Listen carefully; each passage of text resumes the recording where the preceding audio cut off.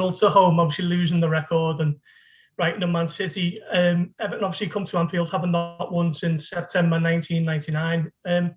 Do you view this as a massive opportunity, or would you rather not be playing the local rivals so soon?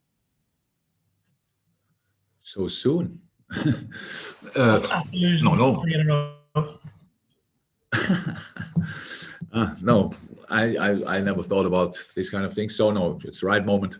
It's the right moment to play Everton. That's how it is. We will be ready. There we go. Okay, Dom King. Yeah, again, one of the key strengths of your team has been its discipline, staying focused. Tomorrow's got the potential to be quite an emotional game.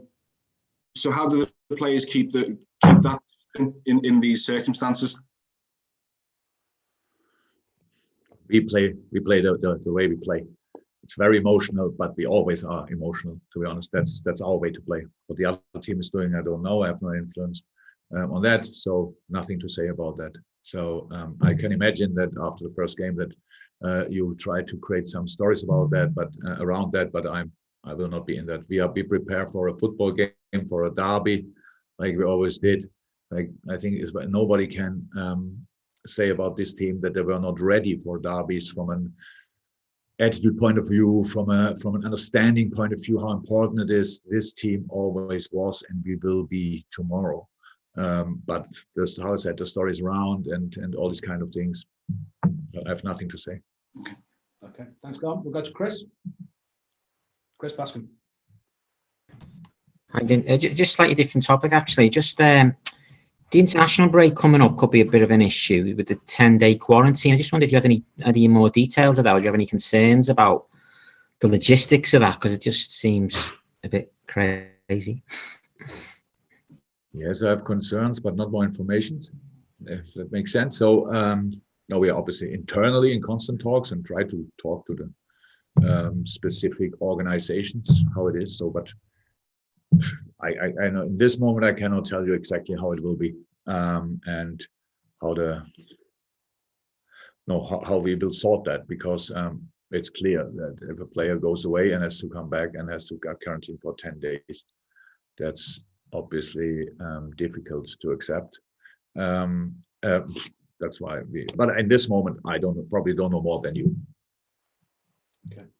Kevin, from the iPaper now, and then Dave to finish with. Kevin. Jurgen, it was one of the great achievements, I think, in recent times, to not only to win the title for the first time in 30 years, but to eclipse arguably the finest team that English football has seen. Now we see City galloping on again, I think 16 points clear of Liverpool. What do Liverpool have to do to challenge them again? Oh, we don't have to think about that now. We don't play them this year anymore, and maybe, probably not. Maybe in the Champions League, and yeah, for next year we have a little bit of time. But actually, it was never the case that we thought, how can we? What is the right saying? How can we overtake or whatever City, whatever, however we would say that? How can we become the finest team again in English football, whatever that means? We never saw it like this. We wanted the best version of ourselves, and we have that chance again. And if that's then good enough, then it's good enough. And if not, if another team is better, then they are better. That's how sports works. You cannot do more than being the best version of yourself, and that's what we really will try again. As a team, especially, and for that we need just a little bit more luck, and then of course, a few other things as well. But in the beginning, it would start again slightly more luck with injuries. That would help already, and then we can become closer to that. I think we all agree. Even I would say that. Probably even Pep would say that. In a normal season for both teams, we would not be 16 points away, but we are. In fact, that's how it is, and we accept that. But this season is not our concern. How close can we come to City? Our concern is how far can we go in the table, and that's enough work to do. Fantastic. Final question, Dave Maddock from the Mirror.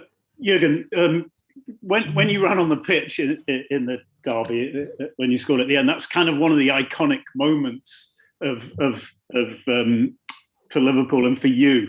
I was just wondering whether you can't see it like that, but also what is your favourite derby moment? And also, I just wanted to ask about how it feels playing without fans, because we saw in the first game this season that there's still an intensity and a passion sometimes spilling over.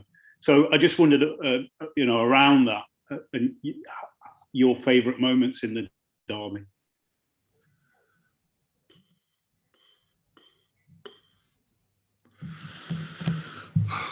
I had a lot of favorite moments in derbies. I don't want to mention them all now, but I had a lot. Sadio involved, Divock involved, yeah, Curtis involved, these kind of things. So there were a few.